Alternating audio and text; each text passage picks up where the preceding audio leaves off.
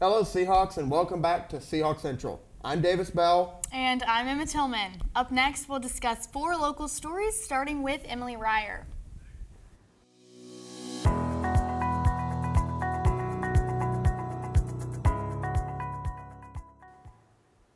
Thanks, Emma. A popular Wilmington shopping center will welcome several new businesses this year. Located along Military Cutoff Road, the Mayfair Town Center is already home to a variety of stores, restaurants, and a Regal Cinema. But as the market continues to grow, 8 new openings are anticipated this year, including a Dave & Buster's, Yoga 6, Aerie, Art & Bloom, Kendra Scott, Dry Bar, J. Crew Factory, and a Rowan. Tentative opening dates are on the screen. Paige Cornelio, local leasing manager and marketing director for CBL Properties, says new businesses will enrich the overall guest experience, elevate the tenant mix, and attract more retailers to the market, while driving continued growth and enhancing the area's appeal. In addition to new retail and entertainment locations, a new luxury hotel, the Element by Westin, is slated to open this summer. So, what do shoppers and locals think about these exciting new additions to the Mayfair? Let's hear from some students, shoppers, and even a local business to get their take on the growing community and how these businesses might impact the area. I'll be honest, out of all the new additions, I am a Wilmington local originally. I moved away to a big city for about 15 years, and I think that I'm most excited about the Dave & Buster's, to be honest with you. I think that it's something that Wilmington's needed for a long time. I think this location is wonderful for that, and I'm really excited about that one. I am so excited for the new yoga studio. I think that'll be such a cool new addition. I think having it in the Mayfair will be so fun. You know, you go in for a yoga class, you go get some food, do some shopping. I think it'll be such like a Sunday or Saturday morning addition. I think it'll be very fun. I do think that Aerie and Free People and those types of stores are bringing in more people, which I think is bringing more success for our store in general. But yeah, I think it's they're good additions. For more information and a full list of new additions, visit mayfair.com. Well, thank you, Emily. Valentine's Day ranks #1 in flower sales, and I went to Castlehane Farms to see what it's all about. With greenhouses, plowed fields, a production warehouse, and a storefront, this farm is over 100 acres wide.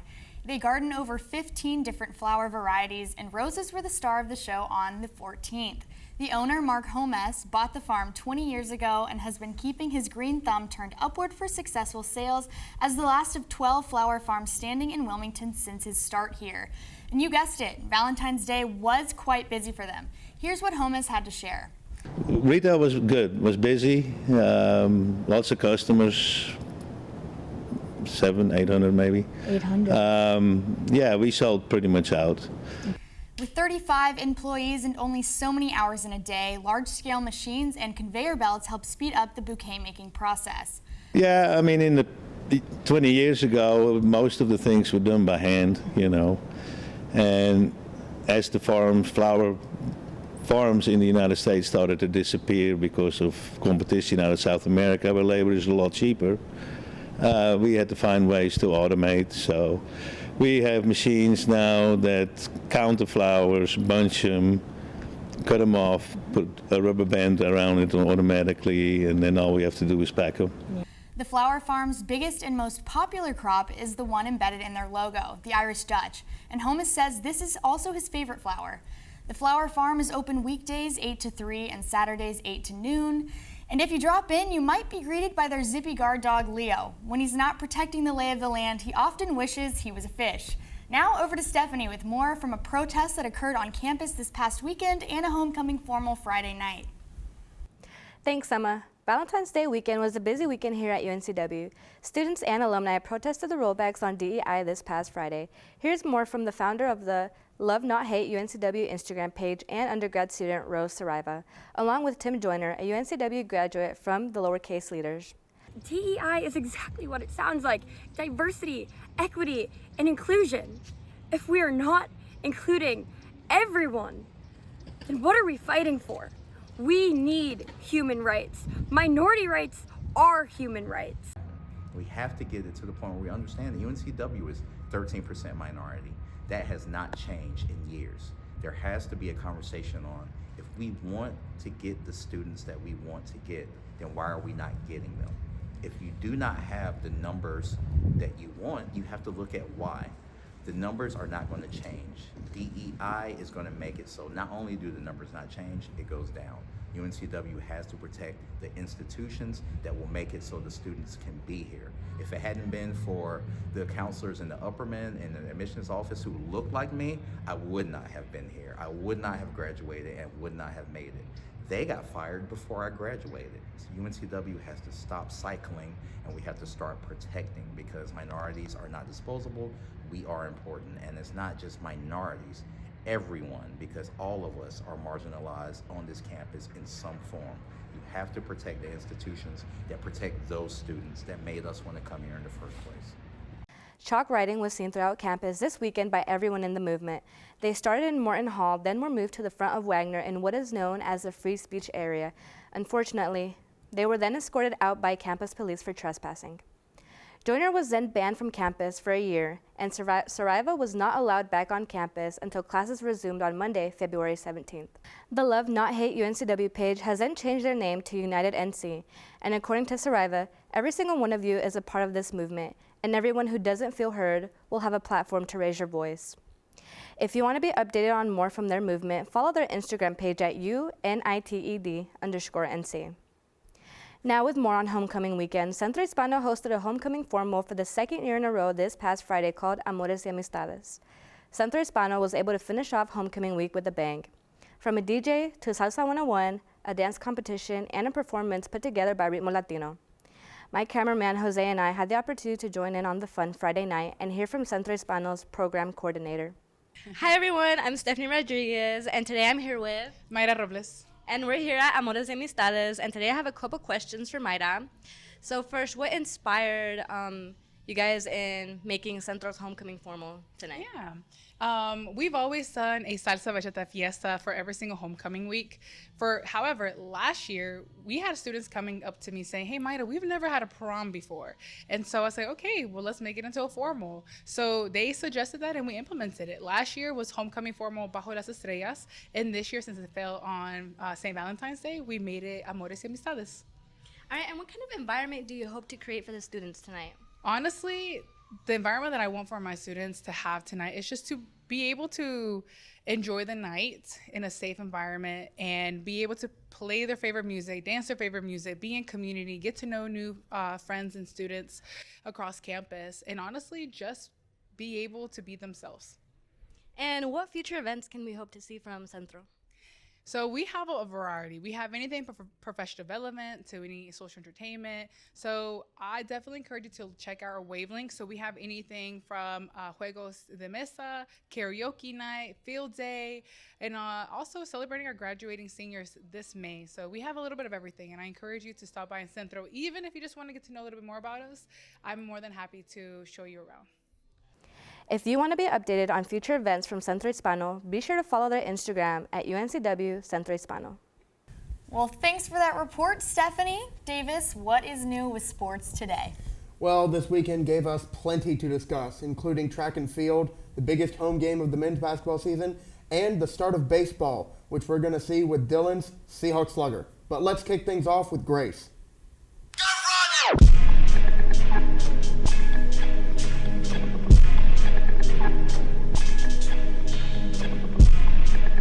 Thanks, Davis. The women's track and field team has been having several successful weekends. Last week, the Lady Hawks finished out the weekend with a top 10 finish at the Doc Hale Invitational at Virginia Tech. The 4x400 indoor relay earned 6th place to finish out their meet. Earlier in the week at the Darius Dixon Memorial Invitational, Bailey Tart got 1st place in the pole vault category. Way to go, Bailey. This 1st place win scored her to tie for the 2nd best indoor pole vault in program history. A solid few weeks for these girls. Let's wish the girls good luck along with the rest of the track and field team at the UNCW Seahawk Invitational on March 7th and 8th. Now on to Taylor with an exciting basketball report. Thanks, Grace. This past week was exciting with a huge win over our rivals, the College of Charleston Cougars, 86-66. Students were excited and lined up outside of Trask Coliseum as early as 9:30 a.m. in hopes to get a seat to watch the big game. The energy in Trask was electric and fans were ecstatic. The player-to-fan interactions were great on and off the court with cheers, waves, and even a special pizza delivery to the students waiting outside. We got to talk to some of those students waiting for the big game. All right, who are we here with today? We're with Benny and Lucas. Benny and Lucas, what time did you guys arrive in line for today's game? Right after class, right at 4 o'clock. 4 o'clock. We've been waiting for this game. We've been here. We were waiting. We've got a couple of dedicated fans. Is this y'all's first time at a UNCW in Charleston? Absolutely not. Absolutely not. We know how it is. We've been here. We're fans. We're true to this, not new to this. I'm not gonna lie. I think our point guard really has a big game ahead of him. I think he's been really putting on shows off the road. He's back here at home. We have all the fans here. I think it's a big game. I think we gotta go. All right, before we guys leave here, what are your score predictions tonight? What you got? I'll go 84-72 Seahawks. I'm going 92-70 Seahawks on top. 90 points. I think it's a blowout. They got no fans here. We're all here getting lit. This is it. This is Seahawk time. They're here at our house. I think they can handle the heat, man. We're gonna show them what it's like here at Wilmington Nation, right? Exactly. Let's go. Run it up. Home advantage. Who are we here with tonight? Jackson, Reiner. And Chloe, Brees. All right, guys, is this your first time attending a UNCW versus Charleston game? Absolutely not. Me and her and all of our friends over there actually went all the way to Charleston to see the last game. Yeah, we went to Charleston. We went to Charleston and watched, And we were there. We watched them win like 2 weeks ago. We were cheering them on 2 weeks ago, yeah. So we had a couple Seahawk voices leaving the state to come support our team. Are we expecting anything different tonight?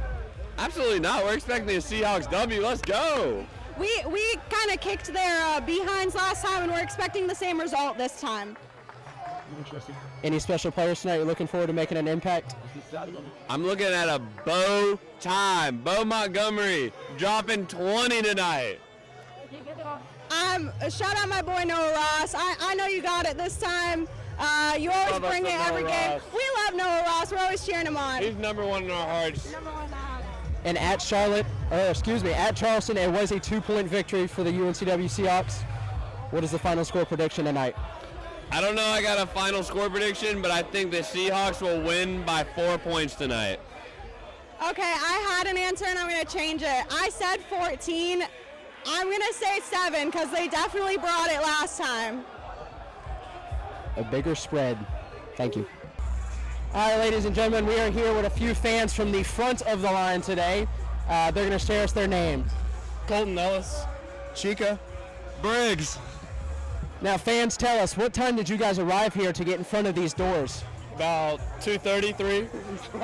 I got here maybe 10 minutes ago. When my boys was here. I've been here since 2. The ripe old time of 2 p.m., 3.5 hours and counting. So we have an early bird here with us, fans. All right, guys, UNCW versus Charleston, it's at home. What are we expecting tonight? A blowout. A blowout.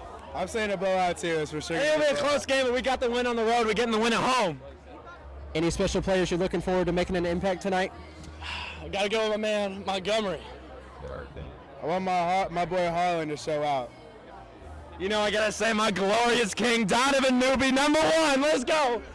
All players hoping to make an impact. And finally, fans, the final score prediction. 85-70. Give me 80-63. 74-68. Mark me on that. Close and a well-deserved victory for the UNCW Seahawks. Perfect. Thank you. Thank you. Thank you. It sure was a fun night. For more in-depth analysis of the big win, check out Davis's In the Hoop. Thanks, Taylor. And I welcome you all back to the Seahawk Slugger. I'm your host, Dylan Thompson, and we got an exciting start to the year to get into. The UNCW baseball season went underway this past weekend with a 4-game start to the year. The Hawks took on the Quinnipiac Bobcats and the nationally ranked Georgia Bulldogs with a 2-game series for each opponent. In the series against the Quinnipiac Bobcats, the Seahawks split the series. The Hawks captured Game 1 with a final score of 12-1 in 8 total innings. The Seahawks dominated the Bobcats, totaling 14 hits. Some of those big hits came from number 5, Alec DiMartino, with a triple in the second and an RBI single late in the 8th. A 3-hit game for number 16, Brock Willis, with number 10, Kevin Jones, adding to the scoring as well with a huge RBI triple. Tanner Thatch's 3-run home run in the second was the big highlight of the game, putting points on the board early. On the mound in this game, starting pitcher Zane Taylor was a pivotal player in this game with a career-tying 9 strikeouts and 3 total hits allowed. In Game 2 against the Bobcats, the Seahawks fell in extra innings by a final score of 10-6. The Seahawks tied the game up late in the ninth with a late rally from a number of Seahawks, but the Bobcats ultimately pulled away to split the series. Regardless of this outcome, a huge shout out to freshman pitcher Cam Bagwell, capturing 7 strikeouts in his season debut with 7 hits from the team as well. In the second matchup series at Brooks Field, the Hawks took on nationally ranked Georgia Bulldogs. It was the Bulldogs taking care of Game 1 of the series by a final score of 7-3. Starting pitcher Trace Baker finished his start with 3 strikeouts, with the junior Aubrey Smith adding a strikeout as well in that game. It was the second game against the Bulldogs that captured the weekend off with a bang. In the first inning of the game, the Seahawks tallied 6 total runs and 5 total hits. Hits came early in the lineup with a single from 3 different Seahawks from the top of the order. Riker Galaska was hit by a pitch, drawing in a run as well. Kevin Jones tallied up an RBI single to add to the lead, but it was number 12 Brian Ardent's 2-run double that was the highlight of scoring. Along with the scoring was the excellent pitching by sophomore Connor Marshburn, finishing his day with 7 strikeouts, no hits, and no runs. This performance secured Connor the CAA Pitcher of the Week. Number 14 Kyle Phelan also had an amazing pitching game with 5 strikeouts, including 3 in a row, to retire the Bulldogs side late in the game. This weekend's effort puts the Seahawks record at 2-2 with another strong week ahead as they take the road for the first time this year to face the ranked Duke Blue Devils. After a 1-game matchup with the Blue Devils, the Seahawks will return home for a matchup series against UNC Asheville. For clips and highlights on this past weekend's game, check out Seahawk Central Sports' Instagram page, where I post up-to-date highlights from the Diamond. That's all I've got today on the Seahawk Slugger. Back to you. Thanks, Dylan. Looking forward to see what else UNCW baseball has in store this season. For more sports coverage, be sure to follow us on Instagram at Seahawk Central Sports _UNCW. And as always, check out our Instagram at Seahawk Central News. I'm Emma Tillman. And I'm Davis Bell. We'll see you next time.